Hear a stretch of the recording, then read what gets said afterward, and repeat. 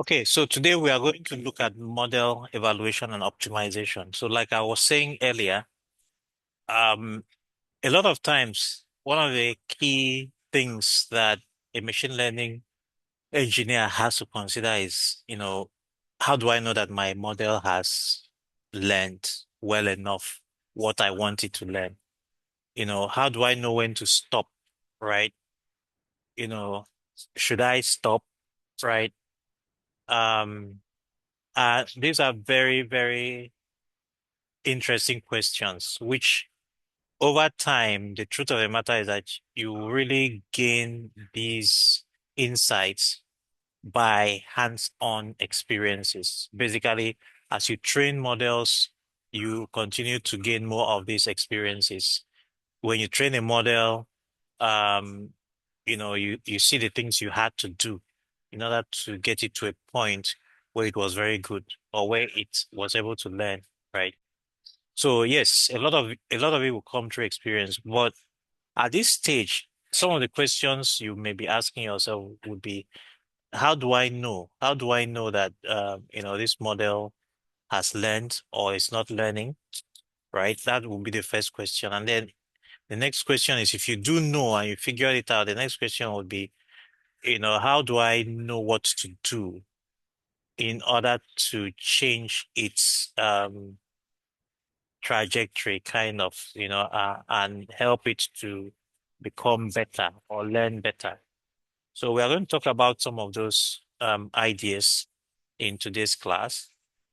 And then we are going to talk about the things that we need to do, when we are in this kind of situation where you are training a model and you're not really sure whether to stop or not, right?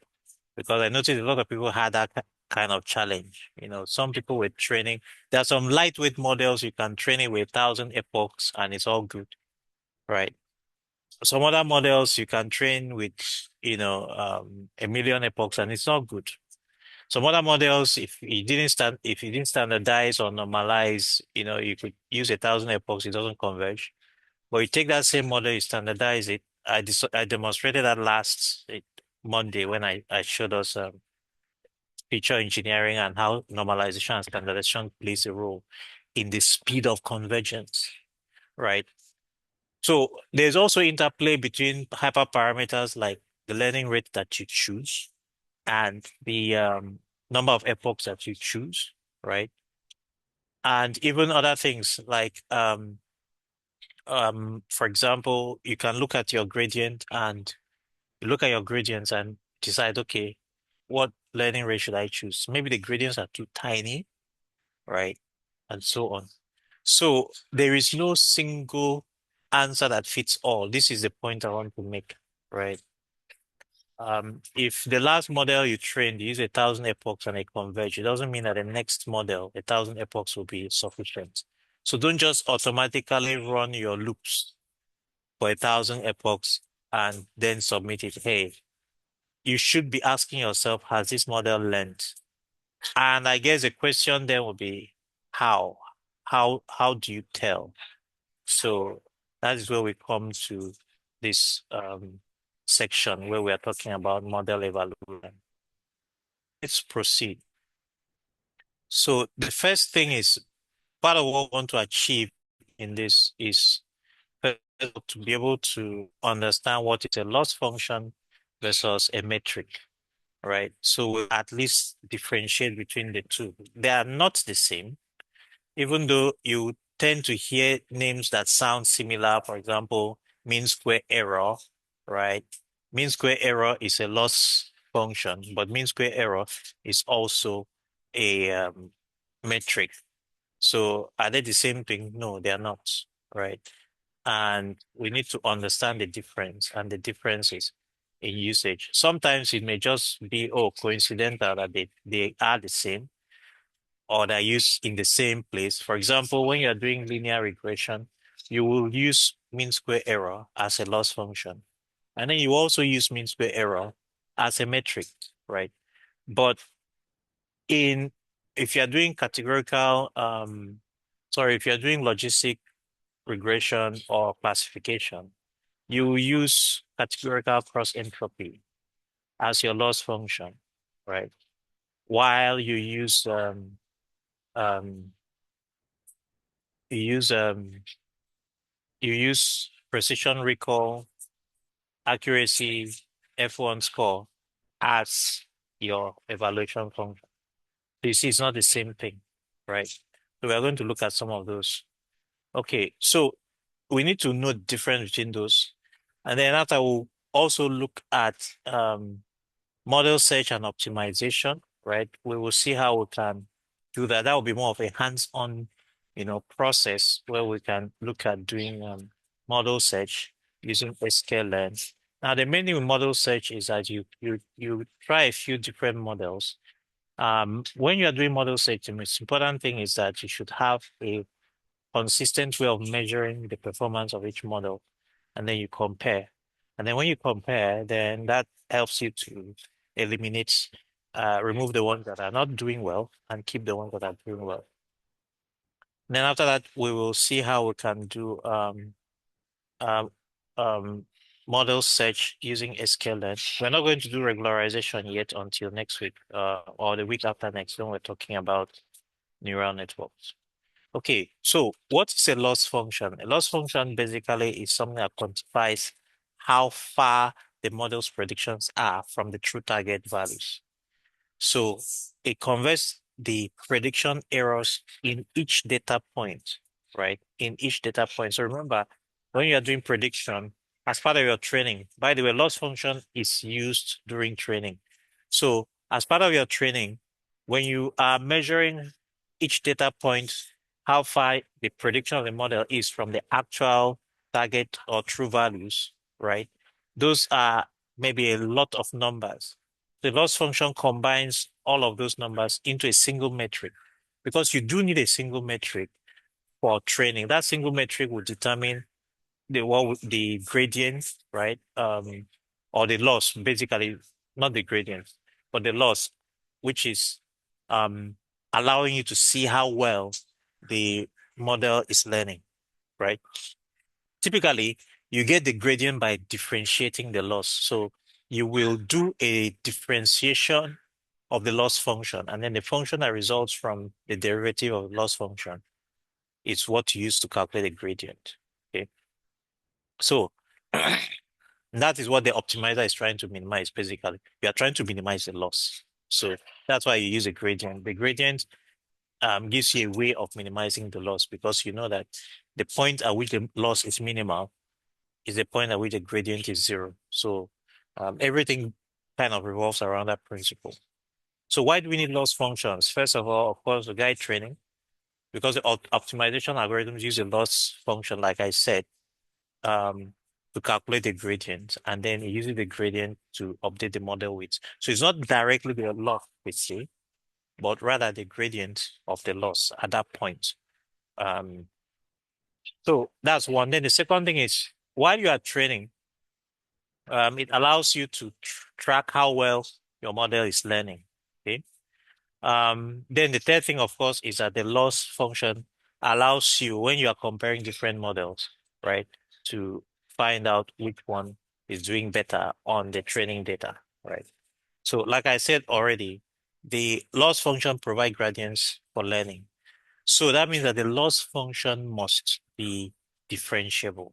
This is a very important and key property of the loss function. If you have a loss function that is not non-differentiable, like a piecewise loss function, where there's a certain point or certain parts of that loss function that are non-differentiable, or they'll give you an infinite value, if you do differentiate them at that point, then you will not be able to train your model because remember, you are taking the gradient of the loss function in order to use that to update your models, the weights or the parameters, okay, based on the learning rate. So, um, so let's look at what makes a good loss function. Number one, yes, it must be differentiable for you to use for gradient descent or any other kind of gradient-based training. Okay. Then the second thing is it must be smooth enough for optimization. So what does this even mean when you say smooth enough for optimization?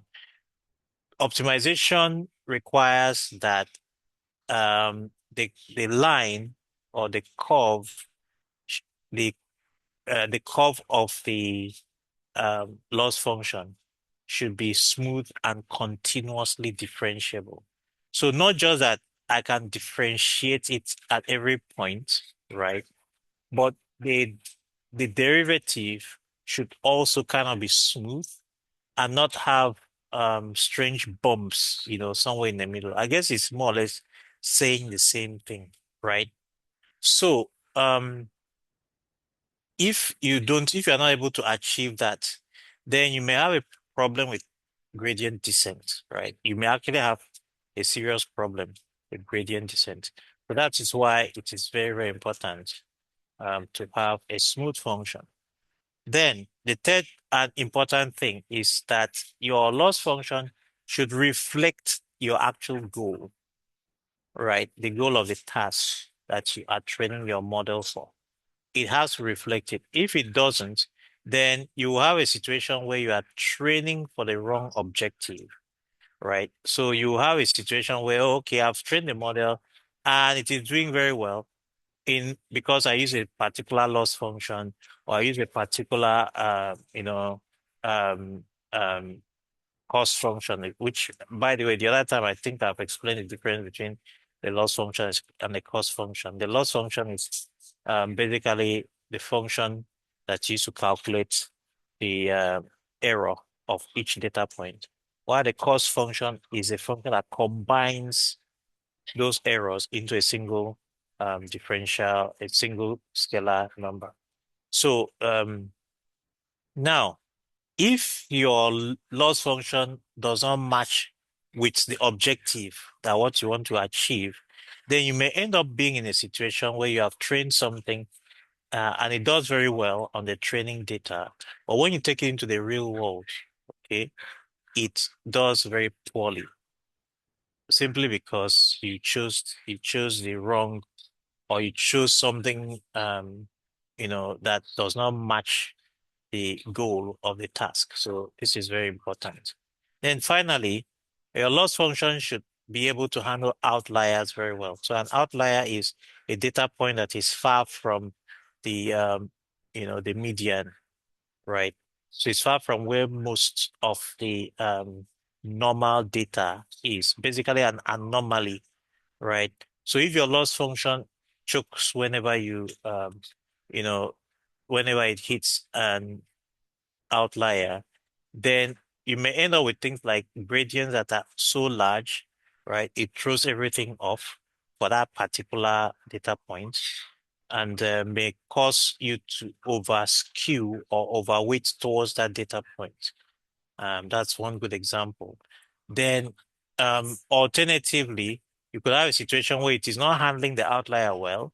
So because it's not handling the outlier well, then you have a kind of model that is not really paying attention to outliers. So that is a very important thing that we have to take note of. Okay. Um, So general formula for loss function is basically a summation of L, and L is always a function of Y and Y hat, right? For each Y and Y hat. So the Y is the actual value, the true value, and the Y hat is the predicted value. So it's always going to be a function of Y and Y hat. So in most cases, it's always summation of Y minus Y hat, which we have seen, right? Or in the case of negative log likelihood, it was Y times log of Y hat, right? Plus 1 minus y times log of 1 minus y hat. So it's always going to be something like that because basically loss has to do with a measurement of the difference of prediction from actual true value. So some of the points that you want to consider is, like I said, the loss functions are internal to training. Okay. So it's not all the time that the loss function will be the same as the metric that we are evaluation metric that we're using to evaluate the model, right? Then the second thing is a loss function like the cross entropy may not be intuitive to understand, right? Is not when you say cross entropy, is not intuitive the name, right? Or the understanding of it. Even though I did go through a long effort to kind of explain it at least so that we understand the basis of it. So I hope that helped a lot of people because there aren't a lot of materials or resources that explain the derivation of that negative log likelihood or why it's even used in the first place. So that at least we have an idea of that. I hope we have an idea of that. And for those who were not there when in that class, I would really recommend that you go and take a look at that class because I did try to break it down in such a way that it will be easily understood how that was arrived at. Okay, then the other thing is this. Even though we want to always aim for a high accuracy, right? But you can't use accuracy in most cases as a loss function or a loss, function. Yeah. You cannot calculate accuracy as a loss function because accuracy may not be differentiable in a few places, especially depending on how accuracy is calculated. In some cases, like in the logistic regression, we actually calculated accuracy by there are two ways we calculate a probability, which is a probability that the model has guessed a number that is close to the 0 or 1 value, right? But there is also the case of um you know um if I wanted to calculate accuracy, there's another way you can calculate accuracy simply by drawing that line, that threshold line, right? And then we use that and say, oh, okay, the accuracy is so and so. It is 1, right? First of all, the prediction is 1. Not that it's actually 1. Maybe it predicted 0.5 or 0.8. But 0.8 is above the threshold. So we can now say, okay, because we're using 0.5 as a threshold. And there are a bunch of people here who actually did that.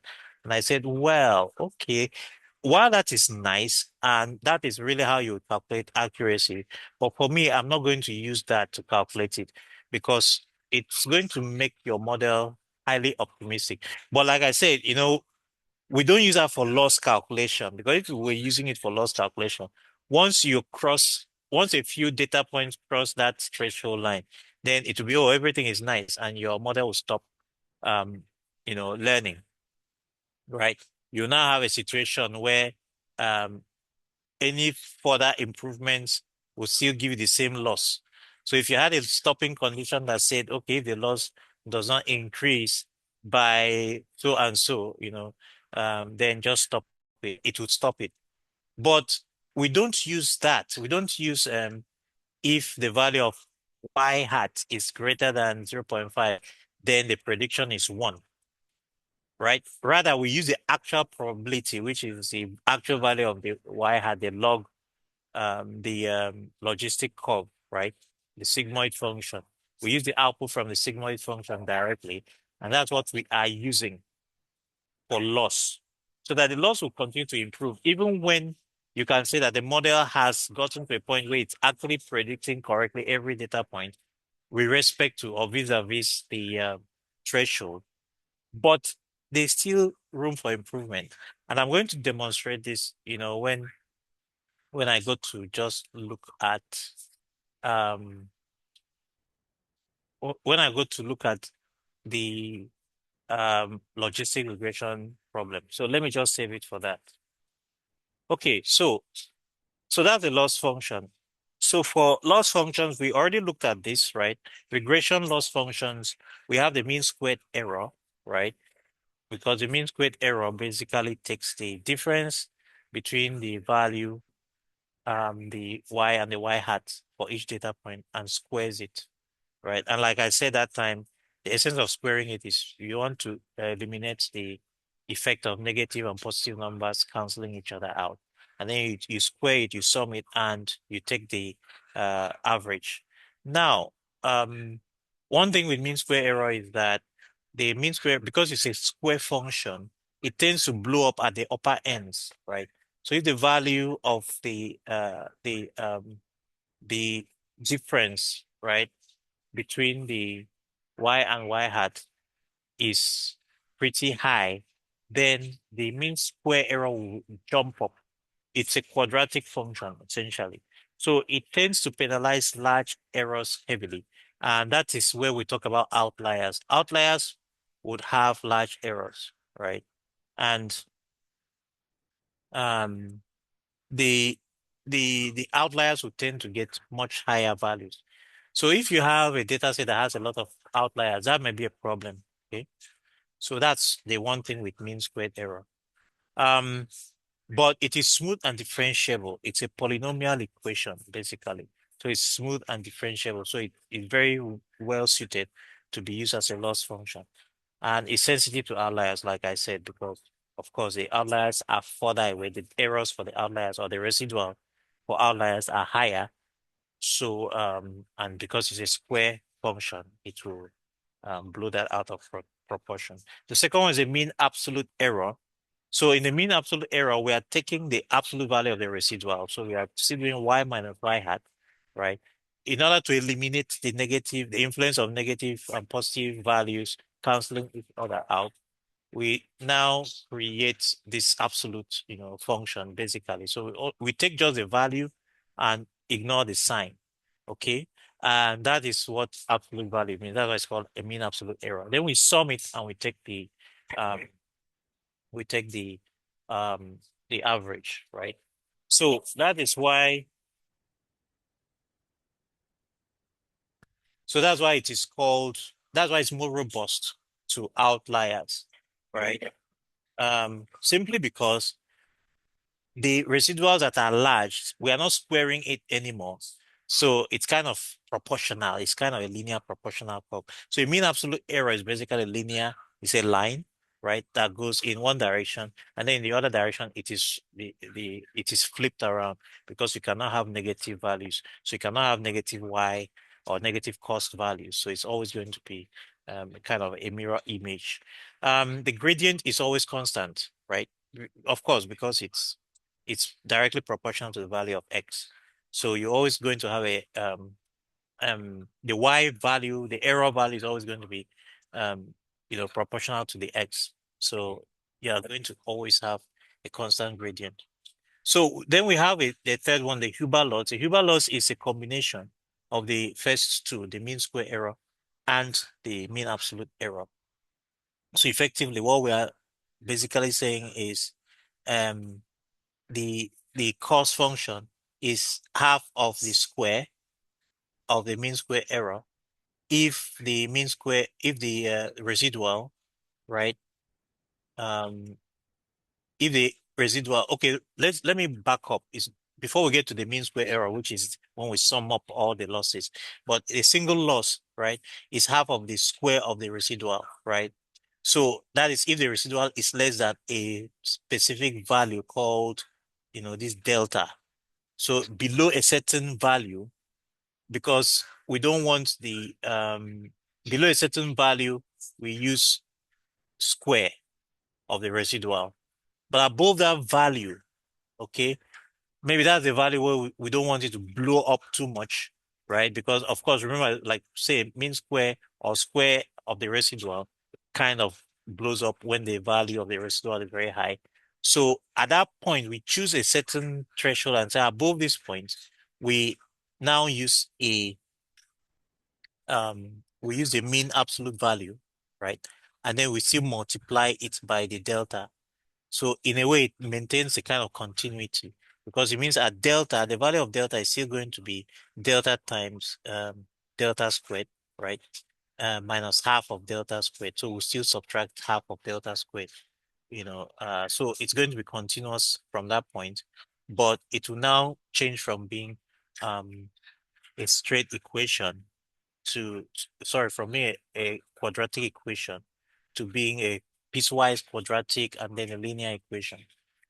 So I'll plot these three loss functions so that we can see how they look like. Okay.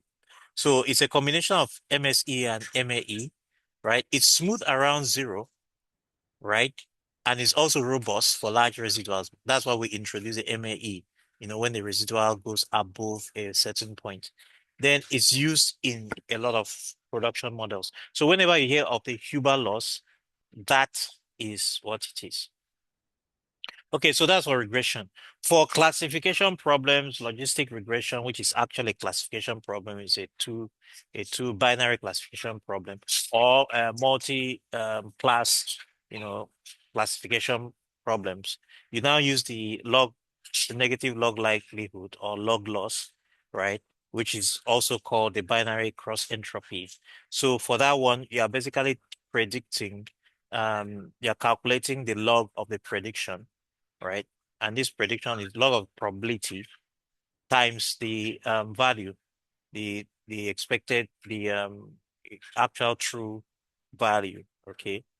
So you do this so that you combine the piecewise negative part and the positive part of that curve, and you get um, the binary cross entropy. So you have y log p hat, right? Or y log y hat, whichever one, plus 1 minus y log 1 minus y hat. So what this does essentially, of course, you negate it because with the logs of numbers that are 1 and below 1, these numbers will be negative. So you have to negate it to get a positive number. And of course, you divide it by n so that what you get is a mean or an average. So this typically will measure the probability error, right? And what it does is that it forces wrong predictions that are confident to be heavily penalized. So a wrong prediction that is confident is basically a prediction whose probability value P is closer to the wrong side than to the correct side. In other words, it's on the wrong side of that line, that threshold line that we draw. So those ones will be penalized heavily, while the ones that are closer to the right side will be penalized less. So it's normally used for logistic regression and for binary neural networks. So a binary neural network is basically a neural network that will do binary classification, basically. So that is a binary cross entropy. Then we have what we call a categorical cross entropy. So a categorical cross entropy is simply loss function that is used in a multi-class category classification problem. So in the binary classification, you only have two values. It can either be yes or no, 0 or 1, true or false, male or female, boy or girl, whatever, only two values. So that's where you use the binary cross entropy, which combines these two. But in a categorical cross entropy, you can have multiple classes in the category. So you could have, for example, red, green, yellow, blue, white, you know. So those are the categories. Or you could have, child, baby toddler, child, teenager, adult, senior, right? That could be like 4 or 5 categories. So that is standard for multi-class classifier, right? And in this case, what you are simply doing is you are just multiplying the actual true value of each data point by the log of the predicted value for that data point. Typically, this predicted value is going to be a probability that it could be a probability distribution, right? But we are going to look at this when we go into neural networks and things like softmax and so on. So, but we use categorical cross entropy when we are calculating loss for a multi-class problem. We are going to do a multi-class problem at some point, soon enough. So this is equivalent to maximizing the likelihood of the correct class. So this is essentially what you're trying to do. Um, if the probability of the correct class is essentially if you take so normally in a multi-class problem, yi, by the way, in a multi-class problem, the y is no more a single vector, right? It becomes a matrix where each y for each data point could be a one hot encoded vector, right? So in that one hot encoded vector, your pi is a prediction for each of the positions or each of the classes, So you are going to have what we call a probability distribution. And then because the yi is a one hot, is only the one that matches, right? The correct class that the probability will come out. And if the probability is low, that means you are going to have a high loss value. If the probability is high, you're going to have a low loss value. So we're going to look at how this works. I might do a little bit of um, just running some charts so that you can see how that works. So then we have what we call the hinge loss for classification using a support vector machine.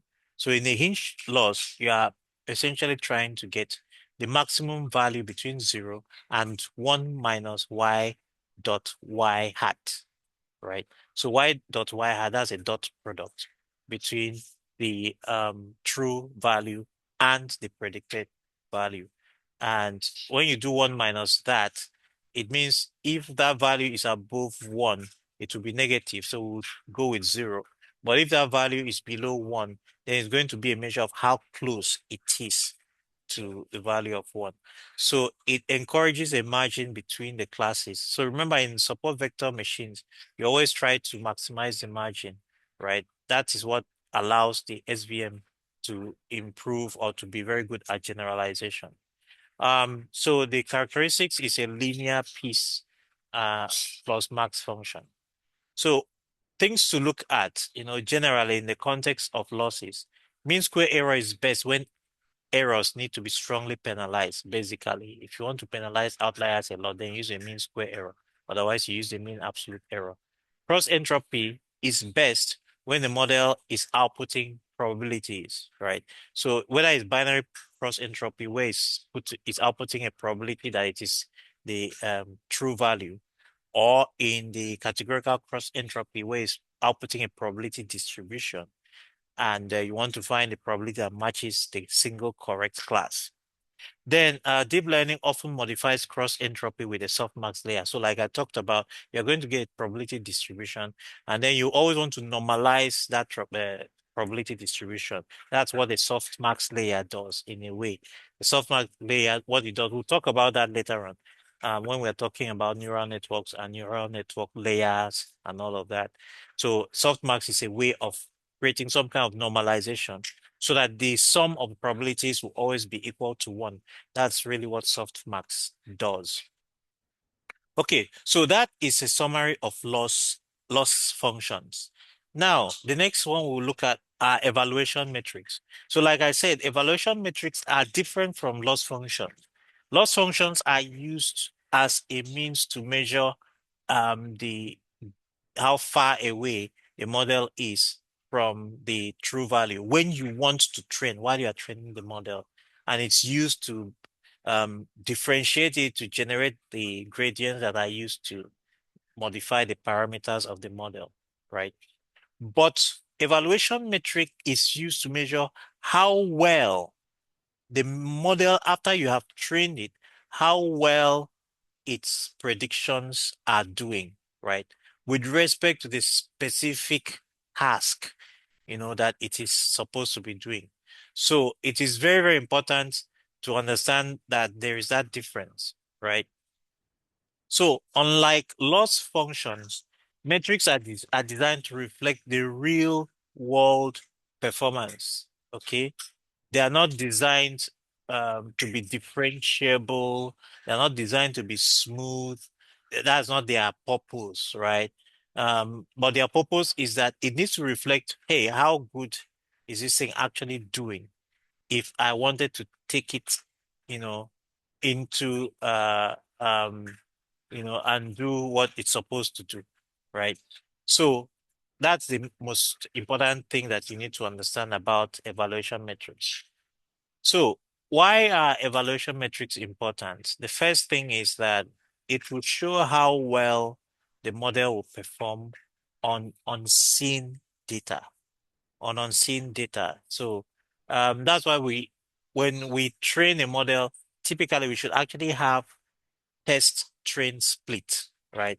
Because it doesn't make sense for you to evaluate a model based on the data you used to train it. Because by the very fact that you are training with that data, it's actually going to get very good at it. So it doesn't really make sense, right, for you to do that. It makes more sense for you to test it on data that the model has never seen before. It hasn't been trained on it. Okay. So you will now see how well it is doing. That's a measure of how well it will do in the real world. Okay. So typically you also choose evaluation metrics to align with business objectives, right? Um, so you could train a model and all of that, but if this model is supposed to, you know, for example, um, predict if um, a CAT scan, has a tumor in it, right? That's a business need, a business objective.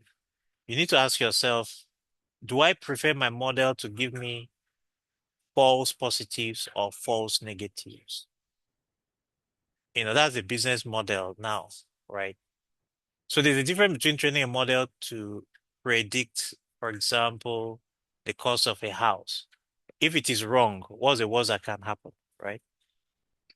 But you train a model to look at a brain scan, for health or medical purposes. In fact, in particular, in medical purposes, you see that the business need changes, right? Do I want this model, even though this model is accurate 98% of the time, but this 2% of the time that is not accurate, or even it's 99% of the time, this 1% of the time that is not accurate, do I want it to give me a false positive or a false negative? So that is where we talk about business objectives. If a false positive means that it will wrongly detect a brain tumor, that's a false positive. Then will we go and operate on somebody that didn't have a brain tumor based on a false positive? But on the other hand, if it is a false negative, that means there is a brain tumor on it, but it says there is no brain tumor. Do we want to accept that this model, because this model did not tell us that this person had a brain tumor, we did not do the operation and somebody died, right? So those are the kind of questions. And you now look at your evaluation metrics with respect to the objective, the business objective. Then the other thing that makes evaluation metric very important would be it allows us to compare across different models and different model architectures. So this is very useful when we are trying to select, maybe at the experimentation stage, we're trying to determine or decide what kind of model should we use for this particular kind of problem, right? So you want to be able to have a consistent metric or measure of each type of model, because if not, your comparison is invalid, doesn't make any sense, right? So then the other thing is some metrics may highlight different kinds of errors. So example, precision versus recall. We're going to look at that, the difference between precision and recall, right? Each of them is useful. Precision will highlight some kind of error. Recall will highlight a different kind of error. So we'll talk about some of that later on. So let's talk about the actual metrics now. We'll start with classification problems and then we'll go to regression. We didn't look at this, right, all this while, but I know a couple of people actually did this. So we are going to touch on this and we'll retrieve that our logistic classification problem and we will try to see how a metric like the accuracy, precision, recall, and F1 score would have made a difference for us to know whether to continue training the model or not. So for classification, you have accuracy. So accuracy is a measure of how many of the total data points in the data set did I correctly predict. That is it. How many or what proportion or percentage of the total data set did the model correctly predict? That is accuracy. So you are going to total the number of correct predictions, both the true positive, which is whenever I say true, that means it got it correct. And whenever I say false, it means it got it wrong. So a true positive means it got it correct and it was a one, right? While true negative means it got it correct and it was a zero. So in both cases, it got them correct, both the ones and the zeros. It predicted them correctly, right? So I now calculate that number, I count that number, and I divide it by the total number of predictions I made. That will give me my accuracy, which is basically the proportion of the total predictions that the model made that was correct. So this is normally useful for balanced data sets, right? Where the number of positive and negative instances kind of are close, are roughly equal. Because in that situation, it actually makes sense, right? I I guessed both correctly, so that's cool, right? But in an imbalanced data set where you have more of one type, in other words, more of negative instances or more positive. So what I mean by negative instances, more of the zeros than the ones, or more of the positive and negative, more of the ones than the zeros. So let's say um, a good example could be, again, let's go into healthcare. You are training model on data for people that have tuberculosis, right? So you find that the actual number of people that have tuberculosis is small. It's a small percentage. Maybe 10%, maybe even 5%. Now, if you took a data set of everyone and said, based on where they live, the kind of food they eat, and all of that, you get all of those data, and then you also get data on whether they have had tuberculosis or not, right? And you train a model on that data to predict whether someone will have tuberculosis or not, based on the kind of environment that they have lived in and history, medical history, and all of that. You now find that the amount of people that actually have tuberculosis in your data set is a small percentage, maybe 1%, maybe 5%. So if you use accuracy, hmm, the model might actually be able to get 98 or 99% on accuracy. But if you now split those two classes, those that don't have tuberculosis and those that have, you might find that the model predicted correctly for those that don't have tuberculosis. It predicted it 99% or 98%, right? But for those that don't have tuberculosis, sorry, those that have tuberculosis, because the number of instances, right, or sample is small, it may actually have predicted 50% correct and 50% wrong. But when you sum up the two, you have a high score in this. That is very bad because it has actually, where it matters most, it actually scored very poorly. And that's where these other ones, precision and recall, now come in. So just using accuracy alone is not enough, especially in imbalanced data sets. It is very important to take note of that. Okay, so that's accuracy. Now, precision. Precision is basically a measure of the proportion of true positives over total positives, right? What that means essentially is that positives are the things that I guessed that, oh, they were true, right? That's positives. So true positives are the ones that the model guessed that they are true, or they are positive, they are true, and it is correct in all of them, right?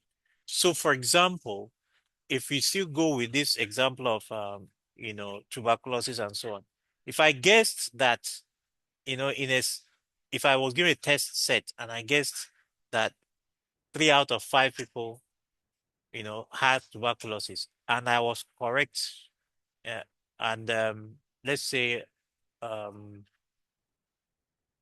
it is actually, yeah, 3 out of 5 people. So it's actually 5 people that had tuberculosis, but I guess there's 3 people that had it, right? So the number of true positives would be 3 because I actually guessed 3 and it was correct. But the number of false positives is 2 because, sorry, that's true negative rather. That's false negatives. True positive. So if I guess, let me use another different example to explain. So let's assume I had 3 people that had tuberculosis and 4 people that um and 5 people that don't have. Okay, let's say a sample of 10. So I had 3 people that had tuberculosis and 7 people that do not have tuberculosis, right?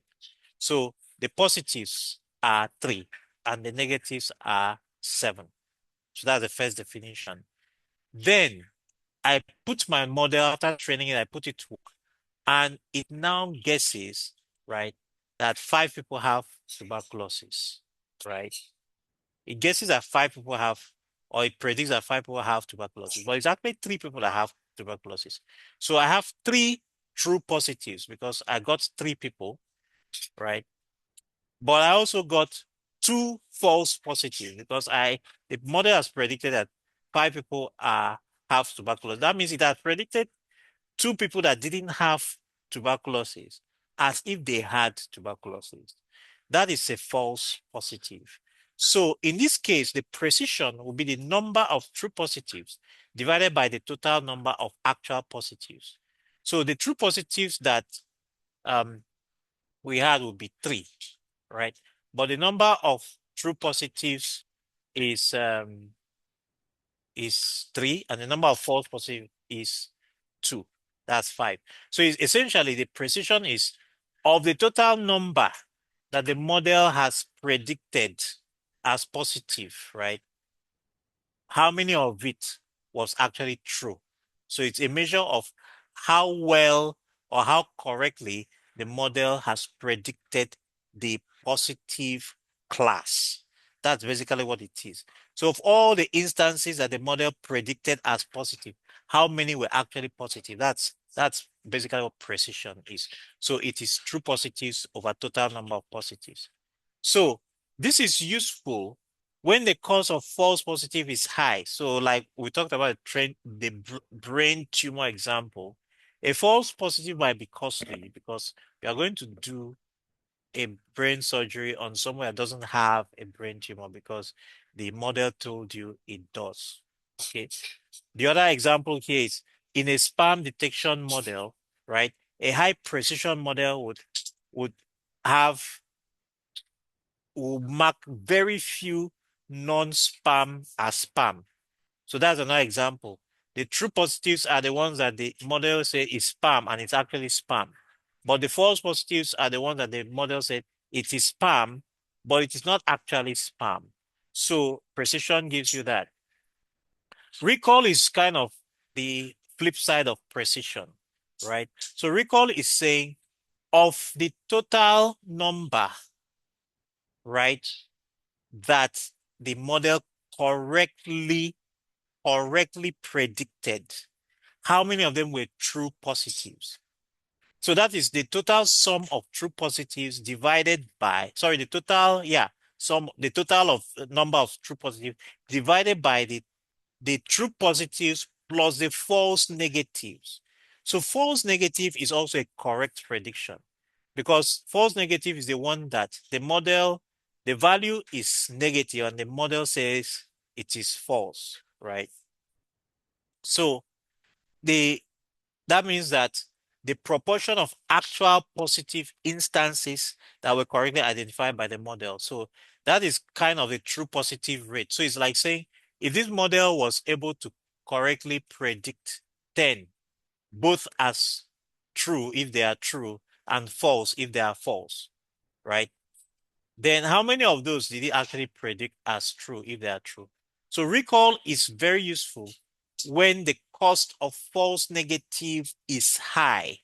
A false negative is, for example, oh, I'm sorry. Let me correct that. A false negative is when it's a negative and the model did not detect it as a negative. In other words, it's kind of the opposite of a true positive, right? So this is, for example, in the case of a medical model, like we are saying, a false negative would be if somebody actually has tuberculosis, but the model says that the person does not have tuberculosis. So that's a false negative. That is mispredicting the negative case, right? So that is a false negative. True is always when the model gets it right, and false is always when the model gets it wrong. Positive is when the model what predicts the the one. Let me the true. I don't want to use true. When it predicts the yes or the one, right? But negative is when it predicts the no, right, or zero. So that means the recall is a proportion of predictions that a model makes that is correct, basically, right? Um, but precision is still also a kind of measure of the number that is correct. But in the case of recall, we are adding the true positives, which is the one that the model has correctly identified as being positive, to the ones that the model wrongly identified as not being positive. So in recall is really useful where a model wrongly identifying something as not being positive can be very costly. So again, like in the case of the brain tumor, right? If somebody has a brain tumor, which is a positive, the model identifies it that it doesn't have brain tumor, or he or she, that person doesn't have brain tumor. That's a false negative. It's saying the model is saying it is negative, but it is false. It is wrong because it actually is positive. So in this case, you want to be able to see, okay, how many did he get right versus how many did he get wrong by saying it is not, a positive. So this is useful when the cause of false negatives is high. Like we said, for example, in a medical test for a disease, a high recall model would correctly identify most of the people who actually have the disease. So in medical fields, recall becomes a very, very important metric. So accuracy alone is not enough. Again, especially for imbalanced data sets. Then we have what we call the F1 score. So the F1 score is now a single metric that we use to combine the precision and the recall in a way that we can easily interpret it, right? With just that single value. That is what F1 is. So a high F1 score indicates both low false positives and low false negatives. In other words, a high F1 score means I have a high precision and I also have a high recall. In other words, I'm not making mistake by giving false positives and I'm not making mistake by giving false negatives either. So when you need a single score to account for both precision and recall, right? Especially in imbalanced data sets, you use F1.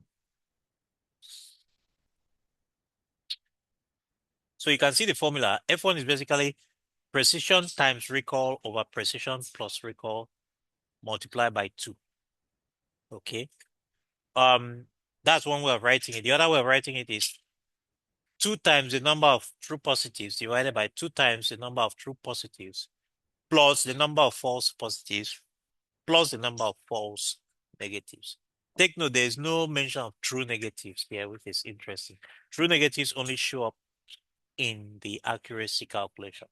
So these are all measures. So one of the interesting things is you need to understand how to interpret these measures. And I hope this little bit of prose helps us to like understand how we can interpret these measures. Okay, so that's for classification. For regression, we basically can use all of the same functions we use as loss functions. So we can use the mean absolute error. We can use the mean square error, right? Which is used as a metric. And then you can use the root mean squared error. So root mean square error is basically the square root of the mean square error. So the benefit of root mean square error is that it moderates that problem that the mean square error has, where for outliers, for large residuals, it blows up. When you take the square root, it basically, you return it back from being a quadratic function to being a linear function, because you are now taking the square root of it. So RMS is used a lot, right, as a metric. Then we also have the R squared core, which is the R squared score, which is the coefficient of determination, right? So R squared is 1 minus SS residual over SS total. So that is the matrix for regression. Okay, so what's the difference between loss and metric? I think I've talked about that already. So basically, you use loss functions during training. It guides the optimizer. It has to be differentiable so that it can support gradient descent. Because basically, it needs to be able to extract the gradient from the loss function. And then you adjust the parameters based on that gradient and the learning rate. It's normally chosen for mathematical convenience, right? It's not necessarily used for business alignment, right? So an example is a cross entropy and the mean square error. But for metrics, you use that after training to measure the real world performance of your model, and it's usually not differentiable. You don't really worry too much. Sometimes it could be, but that's not your worry. Your worry is that it should reflect the real world application of that model, and it may expose specific types of errors. So examples are accuracy, like we talked about, F1, ROC, AUC, and R squared. So these are all the other points. Accuracy is not differentiable, so you cannot use accuracy as a loss function because you can't optimize it directly, right? In imbalanced data sets, accuracy can be misleading. We've seen that already. Metric selection depends on business goals, not just your technical goal, right?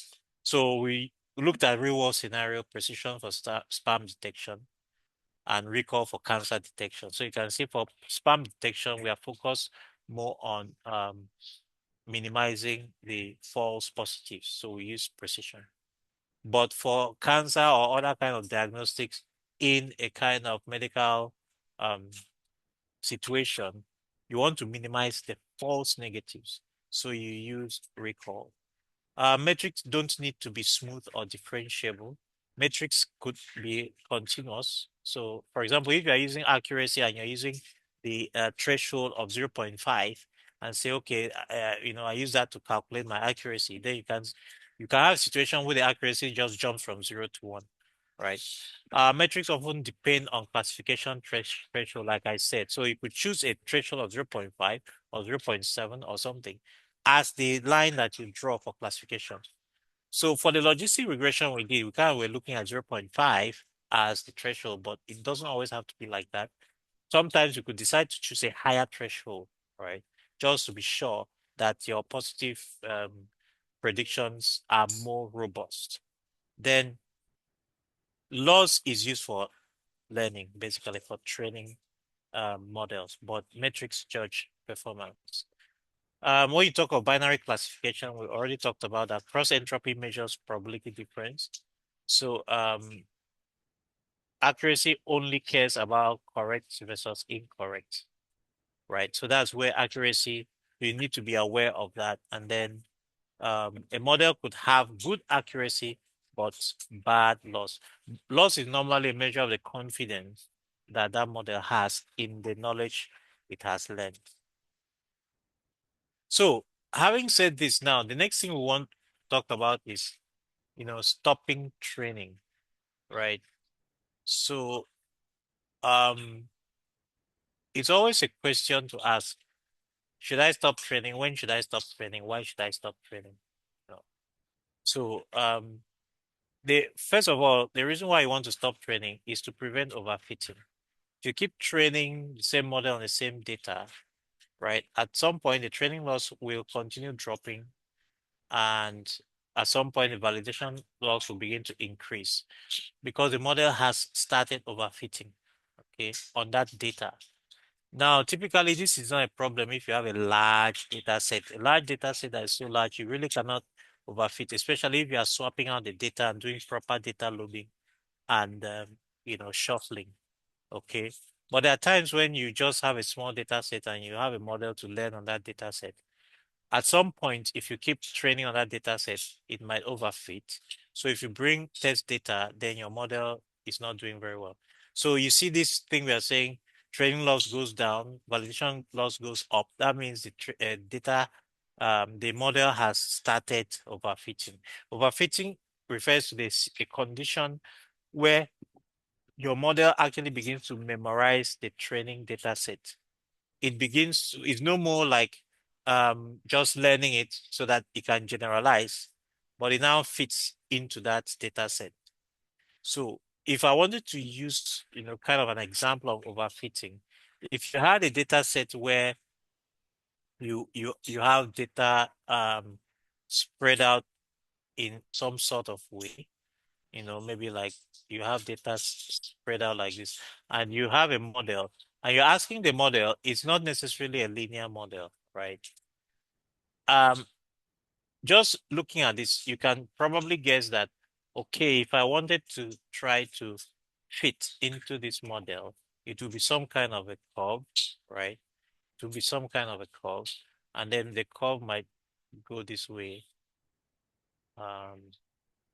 Yeah, not a really nice curve, but the curve might somewhat go like this. Okay. So this will be like optimal. Okay. You're not really trying to fit every data point. But if you keep training the model, you could actually get to a point where this model begins to overfit. And when it begins to overfit, you now begin to see that the model kind of tries to touch every data point. Now, if you do this, if you are trying to predict from this model, it may predict this way. But if you're trying to predict from original model that was properly fit, it will predict this way. So if you look at these two predictions, this one here and this one here, which one looks to your own eye like a more accurate prediction, right? This one where it did not overfit because you now have this set of data, which is a test data, right? Somewhere here. And the model that was overfit is basically just going in the wrong direction because of the overfit. So if I were to try to, ask the model to predict what it should be at this point, it's likely going to just overfit. It's going to give me a wrong value because it has overfit. The more likely value is here, right? That's the more likely value.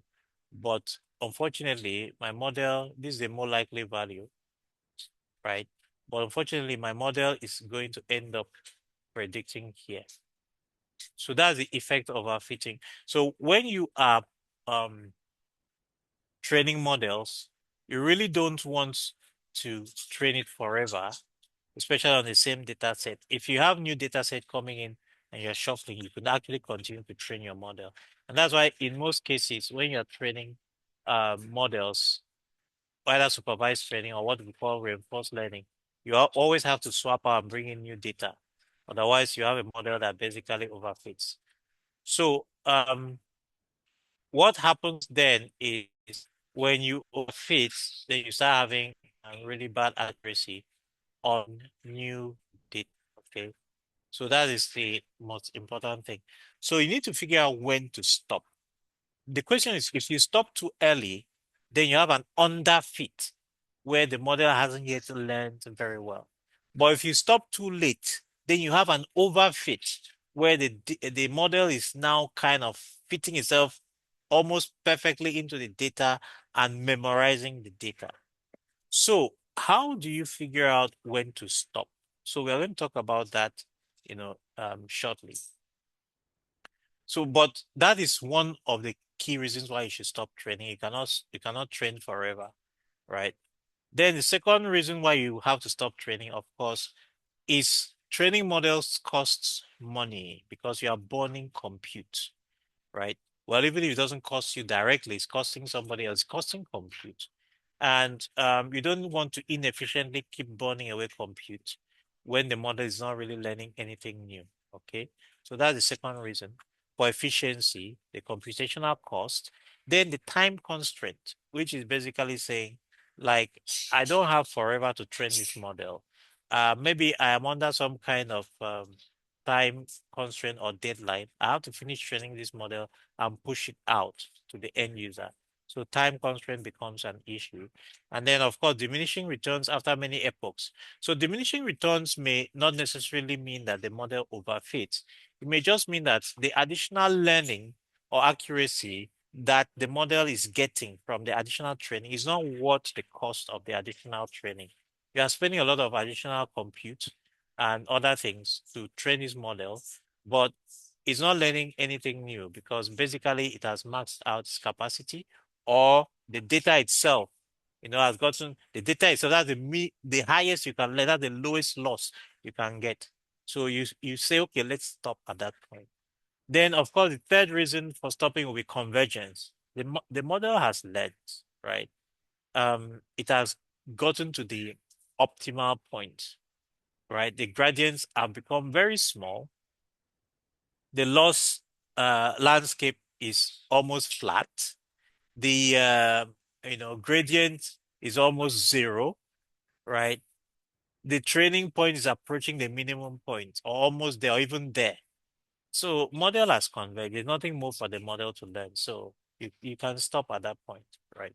So those are three of the main reasons why you want to stop training a model. Now the question is, how do I know when I get to any of these points, right? Well, the first two are clear, right? Um, there are external factors which you can easily tell.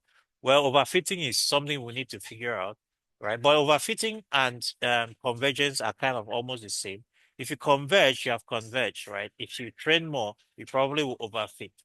Okay.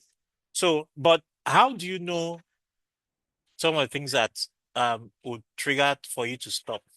If your validation loss If your validation loss is rising, that means that you have started overfitting, basically. Because validation loss is a measure, it's not a metric that you use while training the model by comparing it with, you know, some other data that is not in your training data set. Okay. Then, of course, that's the same thing as number two. When your training and validation curves are diverging, that means you are essentially overfitting. So you should stop training, right? Then you have the plateau of accuracy or loss, which is what I said, when the loss landscape becomes flat, basically, right? So no matter how much you are training, the additional loss, the change in the loss is small, right? The change in accuracy is very low. So you can stop at that point. Then if your gradient norm is close to zero, so gradient norm is a normalization of the gradient, right? There's a way you calculate it, and you can monitor your gradient norm. When at the beginning of training, your gradient norm should normally be very high because you have high gradients at the beginning of training, since the models are far away from the optimal point and they have not learned a lot. But as you approach the optimal point, right, your gradient approaches zero. And if your gradient approaches zero, when you take a norm of the gradient, it also comes close to zero. So at that point, it means you can stop training your model. Then the other one is learning rate is too small for further progress. So there are some situations where you are training your model and you have what we call a learning rate schedule where you are gradually reducing learning rate. Because if you use a high learning rate at the beginning, it's always a good idea you start with a high learning rate, right? Because you want your model to quickly learn and get to the part of the loss landscape where you want to optimize. But at some point, if you don't reduce the learning rate, the model never improves in terms of the loss or in terms of how much it learns. So you reduce the learning rate and the model begins to learn some more. After some point, it doesn't learn anymore. You reduce the learning rate again. The model learns some more. So that's kind of a manual learning rate schedule where you are slowly, gradually reducing learning rate.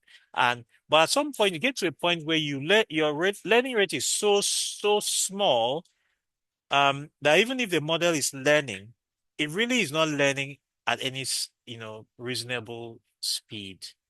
Because remember, the parameter change depends on the learning rate. And if your learning rate is very small, then you need more epochs, right? You need more cycles.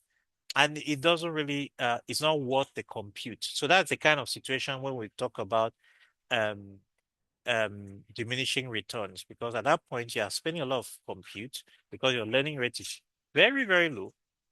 You can't raise it high, by the way. At that point, you raise your learning rate up, your model actually gets worse because it jumps out of the local minima that or the global minima that you have found. So these are some of the indicators that you will use to know that, okay, I should stop training.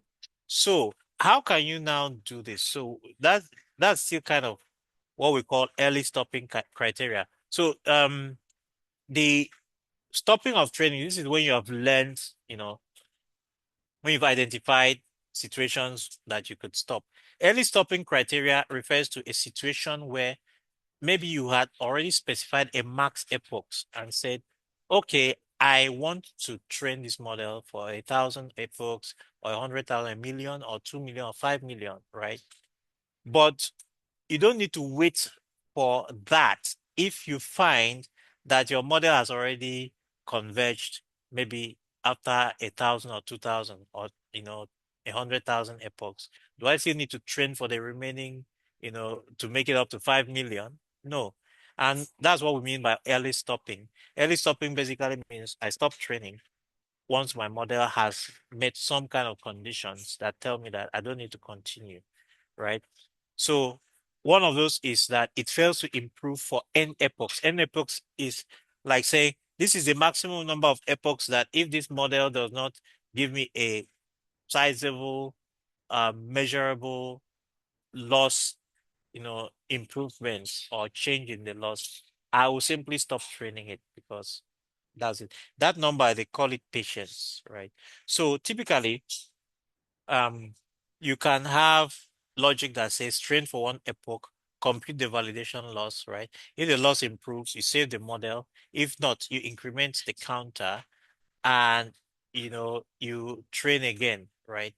So if you get to a point where the counter exceeds the patience, where patience is like the total number of epochs I want to train without any progress, then I stop, right? So typically the parameters that you can use for this kind of logic would be you have to monitor the validation loss, right? Or monitor the accuracy or monitor the F1 score, right? Patience is the number of epochs that you want to wait, you know, without any improvement. Then you have the mode. You can use a mean for loss or max for accuracy. If you want to find, yeah, depending on what you are measuring. So the pros of early stopping is prevents overfitting, saves GPU and CPU time, and it returns the best performing model automatically. So there are some people that do early stopping with a patience of just one. In other words, you just check the loss did not change by a certain amount, right? Because when you are checking if the loss changes, you actually have sometimes the loss will actually change, but the value is so small, right? So you can use that value, whatever you want to call it, whether it's tau or epsilon or whatever, you use that value and say, okay, this is the difference between the previous loss and the current loss, and it is below this value. If it is below this value, some people just terminate, do early stopping immediately. But for some others, there are some kind of problems where that may be a temporary condition. So instead of you terminating, you can increment this patient's counter, right? And then the next time you check again.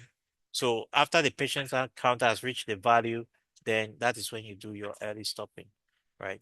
So some of the cons of early stopping is that you might stop too early. So that's why you benefit from adding more to this patient's variable, increasing the number. So that if it just happens that it's a temporary condition where the model is not learning, you don't stop too early, right?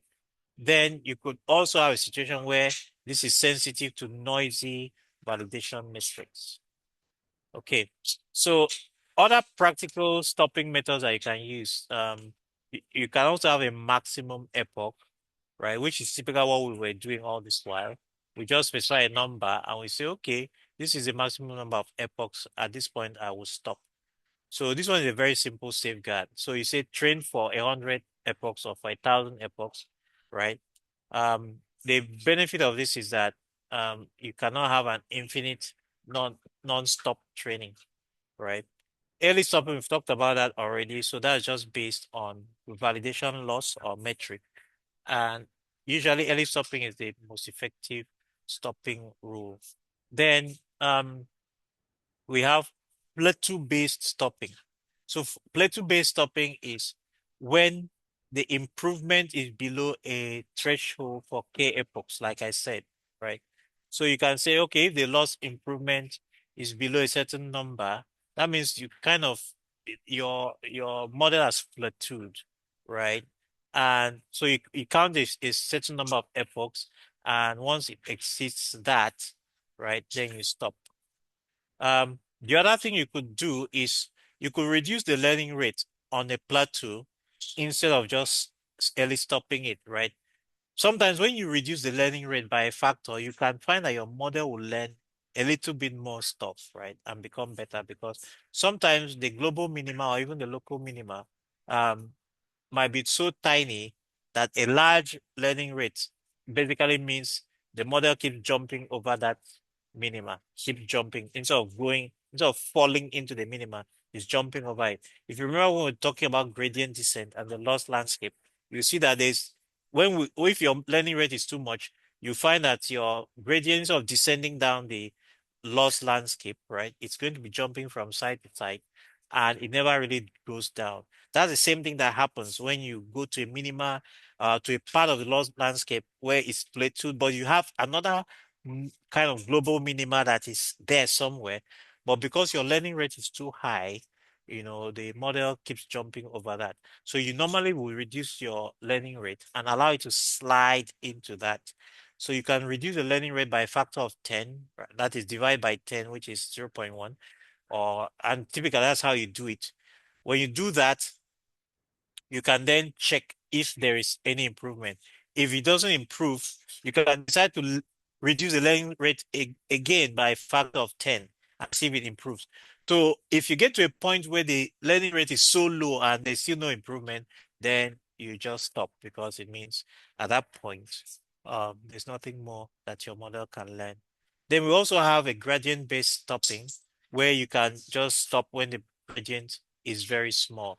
In this case, you really cannot get to a local minima, maybe, or sorry, global minima. So you have what we call a local minima or local minimum or a saddle point, right? So this is also another stopping condition. Okay, so let's talk a little bit about cross-validation.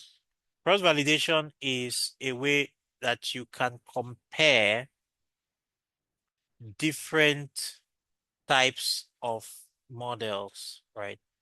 By using the same validation data across them. So it's a technique for evaluating model performance. You split the data into multiple train test partitions, right? So we're going to talk about how to do that. But why do you want to use cross-validation? Because sometimes a single test train split is not reliable, okay? Because there might be a tendency that you can throw outliers into your test set, right? Depending on how your data is, or you can throw all the negatives into your test set, or most of the negatives into your test set, or into your training set, and none in the test set. So there is a tendency to have a random one-off error if you are just doing a simple test trend splitting. Okay, so that could cause problems when you are calculating your validation error or when you're training your model. So it helps to split it into multiple sets, right? And then you can now pick from those sets. So it also reduces variance in your performance estimate. It also helps to detect overfitting, of course, because the whole essence of validation is to detect overfitting. It works well for small and medium data sets, and it also improves robustness of your model selection. Okay. So how do you do K-fold cross-validation, which is the most common one.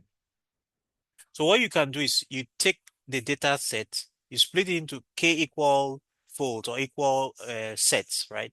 Where k is any number that you can choose, you know. So you can choose k of 5 or 10 or whatever. You split that data into equal parts. Then you train on k minus 1 folds. So if you choose k to be 5, you split it into 5 equal parts and you train on 4 of the 5 parts, right? Then you test on the remaining 1 part, okay? And then you repeat that k times, okay? If you chose k to be 10, then it means you split into 10 equal parts, and then you train on 9 out of the 10 parts, and then you use the 1 remaining for testing. And you repeat this 10 times. So you do it the first time. The second time, you do another split again, right? Um, and so that gives you a way of kind of randomly, you know, sharing this around. So you repeat k times, and then after that, you can do average cost and then final performance. So that is K4 cross-validation. Um, there are other variants as well. So you have what we call stratified K4, where you try to preserve your class balance. So remember what I said, sometimes you could have too much of the positive class on one side, or too much of negative class on one side or the other. So we always try to preserve that proportionality between the classes. Then you also have repeated careful, where you repeat the process multiple times. Okay. Then we also have a time series split where you are using past and future ordering. So that is cross validation. Okay, so let's talk a little bit about bias and variance trade-off. So I just talked about overfitting and underfitting, right? So bias refers to when your model is underfitting. That is, your model has not learned enough about the data, right? Typically, bias may result from inadequate training, but it could also result from a model that is too small or too simple for the problem set, for the data set. The data set has complex, function or interrelationships, and you're using a simplistic model. So, for example, if you're using a linear regression model to try to predict, you know, something that may inherently be uh, a, a polynomial of third or fourth order, right? You are going to really have what we call high bias. Okay. So the bias comes from it's error that comes from um um it comes from incorrect assumptions, right? Then the other cause of bias or high bias is, again, like I said, model is too simple. So I just said something. So for example, you use a linear model to try to train on data that inherently has nonlinear or polynomial relationships, right? So you don't want to do that. So you always have a model that is not giving you very good values. Then a shallow decision tree is another case, right? So again, that can cause high bias. So the symptoms of a high bias would be a high training error and a high validation error. So no matter how much you train your model still has a high error, right? A low accuracy and all of that. And then when you do validation tests, it also has a high validation error. So that's bias. Then variance is basically the open bias. It's overfitting, right? When your model is basically learning too many of the you know internal, should I say internal, too many of the noise in the data, right? Too much of the noise in the data, and it usually results from a model that is bigger than or is bigger or more complex than the data. If the amount of data you have in your data set is very small, let's say about 1,000 data sets, data points in your data set, or 10,000. And then you go and take a model that inherently ends up having like maybe 50,000 parameters. That model is going to overfit. So it's going to have a variance problem, a high variance problem, right? And when you train that model on that data, after a while, it basically is going to be very sensitive, oversensitive to the noise because that model is capable of learning far more than the data you are giving to it. So it begins to learn the noise as well. So examples of such would be a decision tree that is too deep, right? Or you are using a high degree polynomial regression to do regression on a data set that probably has linear or quadratic relationship, or a not very complex or complicated relationship. So some of the symptoms of a high variance would be having very low training error, but at the same time, you have a very high validation error. What it means is that on the data that you have given for it to train on, it will be awesome on it, right? But when you bring data you didn't train it on, it will have a very high validation area error. So that's what we call overfit. So when you are training a model, you have to look at both things at the same time, the bias and the variance. So if you look at this graph here, right, this is the error. So a you have a low variance, right, for a model that is small, but you have a high variance for a model that is large. So when a model is overfitting on data, it becomes you get a high variance. But when it's underfitting, you get a low variance, or when it is not overfitting. Bias, on the other hand, you get a high bias if the model is not able to predict, or generalize properly. In other words, the model is too simple. So you have a high bias. You have a low bias when the model is able to correctly predict. So you always want to be in a situation where the model, you know, has the lowest bias for the lowest variance. So you have these points here. So that's what we call a bias variance trade-off, right? So you don't choose a model that is more complex. So when we say complex, the number of parameters in the model basically, or the way the model, the complexity for decision tree type of models and support vector machines and all of that kind of models. You don't want to pick a model that's too complex for the problem that you're trying to solve, or for the data set you're trying to learn from, or for the number of features you want to learn. So you see this curve now here is a combination of these two. It's kind of a difference curve between these two, right? Or a sum.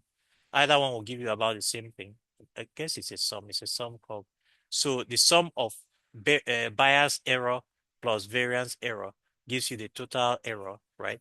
And this total error, you want to get the minimum value of it. So you pick a model whose complexity is this. So this is for when you are doing model selection, right? You want to try different models, you want to try different sizes. So let's say you are doing a decision tree and you can choose, or a random forest, and you can choose a number of trees in the forest, right? If you choose too little number of trees for the problem, you underfit, you have a bias problem. If you choose too many trees, right, you overfit, you have a variance problem. So you need to figure out a point where you pick exactly the correct or the right number of trees, of decision trees for that random forest, and you will get the optimal model complexity, or the optimal model. So that's what we mean by bias variance trade-off. And there are things you can do, right, to manage that. So some of the things that you can do is, if you have a high bias, right, that means that the model is not complex enough. It doesn't have enough parameters. If it is a random forest, it doesn't have enough trees and so on. So you increase model complexity, right? And then you reduce regularization, because regularization im improves generalization by introducing some kind of bias, by preventing overfitting. So maybe you had too much regularization and you're now kind of underfitting. But if you have a high variance, then it means you are overfitting. So you need to add regularization, right? Or simplify the model. Maybe the model is too complex, Or thirdly, increase the data. So remember, I said you have overfitting if the model size is bigger than the data you are training it on. So if you have more data, if you can get more data, right? Especially if you didn't get enough data in the first place. Remember what we said about data, right? There's nothing like a bad model. What we have is bad data. So if you can get more data, right? That's always a better option. But if you have both a high bias and a high variance problem, then you are in deep, deep pool, right? Because now you have both kinds of problems. You cannot solve it by increasing the model complexity because it means the model is probably too complex already, right? Or it's too large. If you have a high bias, it means if you want, you cannot increase regularization. So maybe the thing is that the model is not of the right type. Maybe you are trying to use a linear model or yeah, a polynomial or sorry, a multivariable linear model, and you want to model and predict relationships that may have higher order polynomials involved, right? So in that kind of situation, you can do feature engineering. So the feature engineering will help you to introduce new features that the model will be better able to learn, like um, n other polynomial or n other combination of features to get higher order features, like squaring some things, cube some things or multiplying some things together and all of that. So that would help to introduce more non-linearity in your features, in your feature engineering, that the model will be able to learn and match to the data. So these are some of the ways you can use to do that if your model is not really converging very well. So cross validation helps. You know, it helps you to detect variance through high fluctuation. It confirms bias when all folds perform uniformly poorly. This is when you're using the k-fold cross validation. So remember, bias is oversimplifying, variance is overreacting.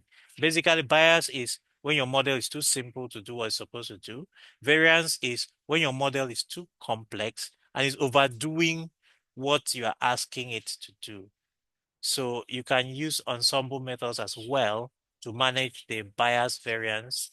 And, these are all sources of generalization.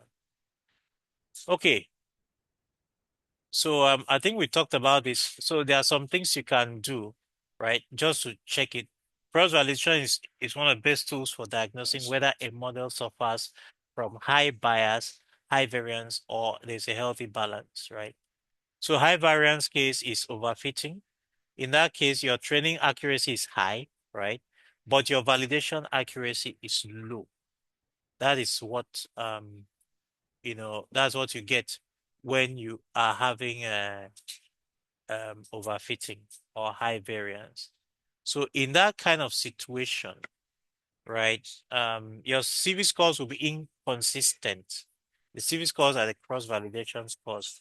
So they will be inconsistent, between the folds if you are doing multi-fold, right? And then there'll be a large gap between your training and validation metrics, right?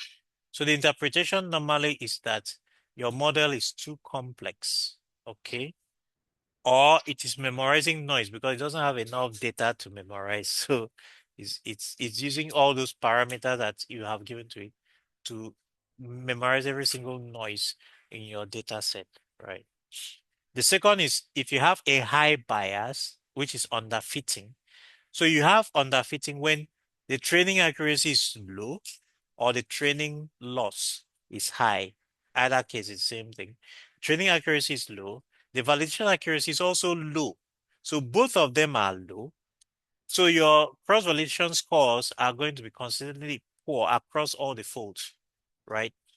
And the gap between train and validation metrics will always be small because the model is performing equally poorly, right, in both, right?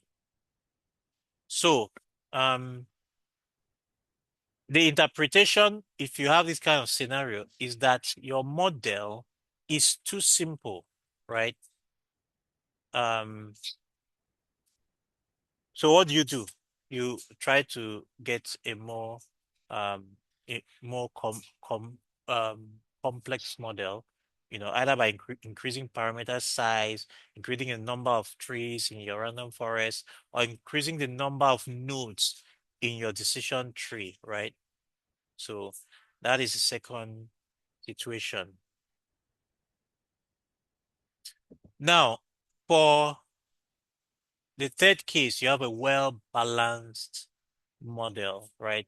So in a well-balanced model, you can have training accuracy that is pretty high, moderate to high, right? But validation accuracy will also be more moderate to high, so that's good. And your CV scores will be similar across the folds, right? And the gap between train and validation is going to be small to moderate. So in this case, it means you have good balance between bias and variance.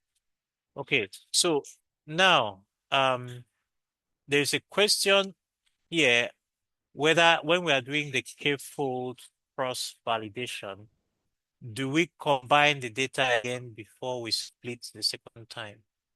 So let me just give an example of how we would run it. So let's assume you have a k to be 10. So you start with all your data, right? So the first step is you shuffle all the data, okay? After you shuffle all the data, you split it into 10 equal size folds, or like in this case now, you split into 5 equal size folds, right? Then for each iteration, you are going to do 10 iteration. If it's 10, if k is 10, you're going to do 5 iterations if k is 5. So for each iteration, you pick one fold of that 10 as your validation set, right? Then you combine the remaining 9 back together. And then you use this as a training set. And you train the model on this remaining 9 training sets. Then, when you are finished training, you now use the one fold and use it as your validation fold to validate on it. Then after that, okay, on the second iteration, you are not going to split again. So I remember saying you combine it, but when you combine, you are not going to forget the split. You are not going to resplit again, okay? You're not going to resplit. You're not going to resplit. You are still going to use the same 10 that you had split before. The only thing is that you will now pick another one, right? So let's assume you pick the first fold for validation the first time and pick the remaining 9, the second to the ninth for training. Then when you come the second time, you now take the second fold and use that for validation. Then you pick the first fold and the remaining 8 and join them together and use that. That will still be 9 folds. And you still use it for your training. That will be second iteration. In the third iteration, when you come again, you are going to take the third fold and use for validation. Then you take the first and second and combine it with the fourth to the 10th as your training. Okay. So you keep doing that. So each time you take, so in first one, you take fold 1 as validation, you take 2 to 10 as training. Then when you come again, you take fold 2 as validation, you take 1 and 3 to 10 as training. The third one, you take fold 3 and the remaining you take fold 3 for validation and take the remaining for training. Again, you take fold 4 for validation and you take the remaining for training. And you keep doing that until you get to fold 10. So the whole idea is that each fold must serve as validation at least one, in fact, not at least once, exactly once. It should serve as validation exactly once. So what that means, effectively is that um, you are you're actually retraining the data set multiple times, but in each um, cycle of training, you are using a different validation set. But ultimately, at the end of all the cycles, you have used the entire thing as your validation set. So that's how cross validation reveals that. So I'll stop at this point. When we come next week, we will do a bit of hands-on on all of what we have discussed, right? So that we can see how we would um use metrics to improve our hyperparameter tuning, to improve our training cycles, right? Then we will also use cross validation, to see how we can improve. Then we will also look at what we call um, model selection. By using cross validation or validation, right? We can then try different model architecture and decide on the one that is best based on validation evaluation metrics. So that will be the hands-on for next week. And we're going to start with that before we now jump into neural networks. So I'll probably spend an hour just to do that. I'll do a little intro on the model selection. We're going to use sklearn, and then we will jump into neural networks. So that is it. I hope you enjoyed the session.